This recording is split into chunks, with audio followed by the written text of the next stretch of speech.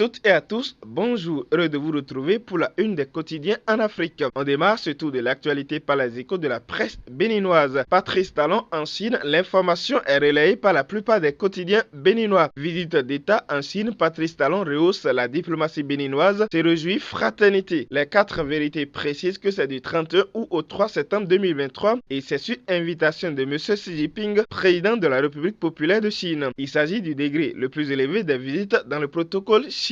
Selon le programme de la visite dévoilé et consulté par Bénin Intelligent, le chef de l'État aura plusieurs entretiens au cours de son séjour avec des personnalités politiques comme le Premier ministre, le président de l'Assemblée nationale populaire et aussi le président Xi Jinping ainsi que des entrepreneurs chinois. 15 accords seront signés essentiellement pour favoriser le co-investissement, l'implantation d'entreprises industrielles chinoises au Bénin, des entreprises du textile, des transports en commun, de l'industrie automobile, électrique et des appareils électroménagers, rappelle RFI. C'est un nouvel élan à la coopération amicale entre les deux pays. De la diplomatie, on fait un détour sur la rentrée scolaire qui se pointe à l'horizon au Bénin. Année scolaire universitaire 2023-2024, les signaux d'une bonne rentrée tracée annoncent la nation. Le journal fait savoir que la rentrée scolaire et universitaire 2023-2024 aura lieu dans de bonnes conditions. Autorités, acteurs et partenaires techniques et financiers à divers niveaux en ont donné l'assurance ce mercredi à travers la validation de la feuille de route pour un bon déroulement de l'année scolaire. Ce document a été élaboré et approuvé lors du 3e séminaire de préparation de la rentrée scolaire et universitaire organisé par le Conseil national de l'éducation CNE les 22 et 23 août à Cotonou. C'est dire que les enfants auront à retourner dans les salles de classe sans perturbation et c'est tant mieux pour la réussite de l'école béninoise. Et puis à la une sur le continent, le coup de putsch au Gabon. Le général Brice Oligui Nguema, nouvel homme fort du pays, écrit le site Gabon Actu. En effet, dans la nuit du 30 août, les militaires ont renversé le pouvoir d'Ali Bongo à la suite de la proclamation des résultats des élections du 26 août où il était déclaré vainqueur avec 64% des voix. Les raisons évoquées par les militaires sont entre autres une gouvernance irresponsable, imprévisible et les élections tronquées. À travers un communiqué lu sur les antennes de télévision nationale, le Comité pour la transition et la restauration des institutions, CTRI, a informé l'opinion que le président Ali Bongo, dont la réélection est contestée, est gardé en résidence surveillée. Le CTRI, qui assure qu'Ali Bongo est entouré de sa famille et de ses médecins, a annoncé l'arrestation de certains de ses proches, rapporte Gabon Review. La presse africaine a largement commenté cette actualité. Pour aujourd'hui au Faso, on est peut-être face à un coup d'État arrangé pour ne pas avoir à proclamer Albert Ondo Ossa vainqueur de la présidentielle. Putsch réel au jeu des chaises, titre l'Ivoirien Fraternité Matin, pour qui c'est le maintien d'un système qui suscite des débats. Le nouvel homme fort du pays n'est pas si nouveau que ça puisque c'est un pur produit du système, estime l'observateur qui se demande si on n'assiste pas à une simple révolution de palais. Brice Oligui Nguema voudrait-il ou pourra-t-il déconstruire un système dont il a été l'un des principaux acteurs et bénéficiaires, s'interroge aussi le quotidien burkinabé. Et justement, l'opposant principal d'Ali Bongo, M.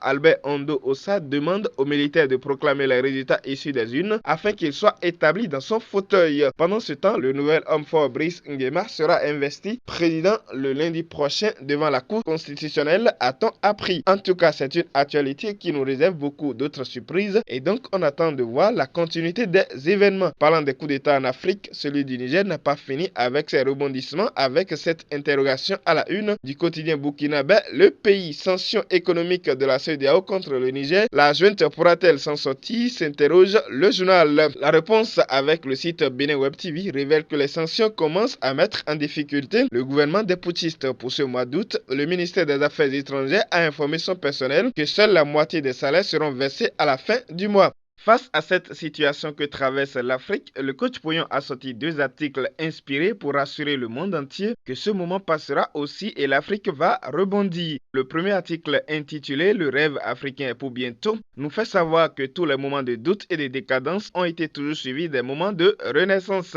Il en veut pour preuve l'Europe qui a su se relever après la Seconde Guerre mondiale ou les États-Unis qui ont su rebondir après la crise immobilière de 1829 ou encore Laurent Gbagbo qui est revenu de la CPI alors que tout le monde pensait que c'était fini pour lui. Dans le deuxième article, il s'agit d'une conversation fiction entre le coach Pouyon et le patriarche Modibo Keïta, un digne fils de l'Afrique et premier président du Mali. Dans ce dialogue entre deux visionnaires de l'Afrique, le président Modibo Keïta explique de long en large pourquoi il avait choisi depuis le non-alignement, c'est-à-dire ne pas s'aligner derrière les grandes puissances, qui qu'elles soient. Il dénonce donc la politique actuelle qui vise à faire du Mali un bastion de la Russie. Le Grand Mali n'a besoin d'aucune puissance pour son développement. L'intégralité des deux articles sont à retrouver sur la page Facebook Coach Patrick Aman-Pouyon.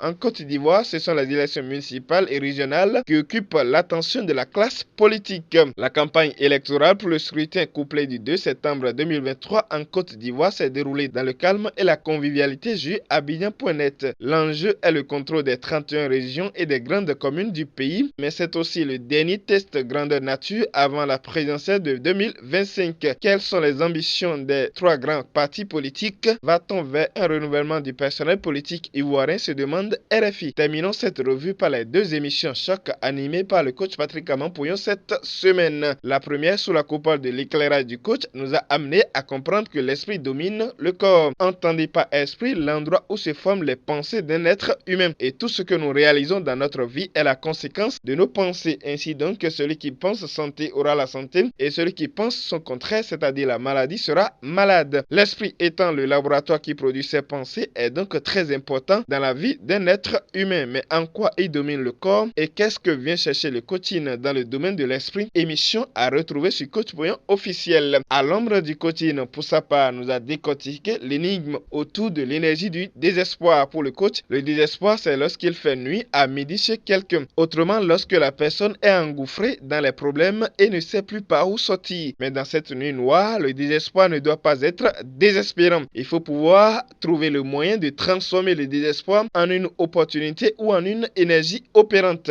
Pour mieux sortir des problèmes lorsque nous sommes dépassés, le coach conseille qu'il faut davantage l'aggraver afin de se retrouver au fond pour utiliser enfin l'énergie du désespoir pour s'en sortir. Mais quelles sont les situations dans lesquelles on peut utiliser l'énergie du désespoir? Que peut-on gagner dans le désespoir? Découvrez les réponses sur Coach Pouyon officiel sur YouTube. Ainsi s'achève cette revue de presse africaine. Conception Jérôme Wenceslas Capo avec Guillaume Fond depuis le studio Bernard Comelin Pouyon de Cotonou. Merci pour votre attention et à samedi prochain.